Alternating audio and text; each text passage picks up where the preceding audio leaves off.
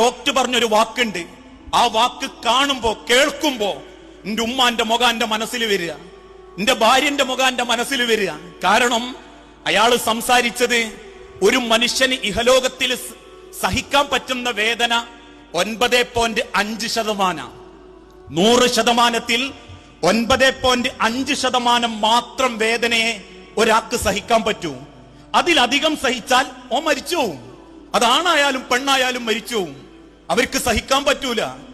എന്നാൽ ഗർഭം ധരിച്ച് പ്രസവിക്കുന്ന ഒരു ഉമ്മ, ആ ഉമ്മ അനുഭവിക്കുന്ന വേദന എത്രയാണെന്നറിയോ?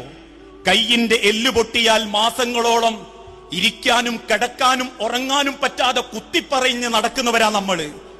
ആ വേദന മാറാൻ വേണ്ടിയിട്ട് എന്തു കുടിക്കണം എന്ന് ചിന്തിക്കുന്നവര്. എന്നാൽ ഒരു നോർമൽ പ്രസവിക്കുന്ന ഒരു ഉമ്മ, ആ മകന് ഉമ്മാന്റെ വയറൊന്ന് പുറത്തേക്ക് കൊണ്ടുവരുമ്പോ അനുഭവിക്കുന്ന വേദന 22 എല്ലുകൾ ഒരുമിച്ച് പൊട്ടുന്ന വേദനയാ. ശരീരത്തിലെ 22 അസ്ഥികൾ ഒരുമിച്ച് പൊട്ടുന്ന വേദന.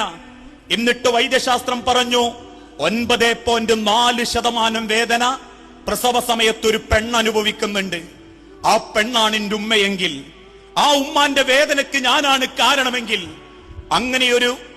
ഒരു വേദന കൊടുത്തിട്ട് എന്നെ വാപ്പാന്ന് വിളിക്കാൻ എനിക്കൊരു പൈതലിനെ തന്നവളാണ് എന്റെ പെണ്ണെങ്കിൽ, മക്കളെ, മരണം വരെ ആ ഉമ്മാനെയും വാപ്പാനെയും ബഹുമാനിച്ചേ മതിയാവും, ആദരിച്ചേ മതിയാകൂ. അവരുടെ ജീവിതത്തിന് വില കൊടുത്ത് ഹൃദയത്തോടവരെ ചേർത്ത് നിർത്താൻ നമ്മളെ കൊണ്ട് പറ്റണം.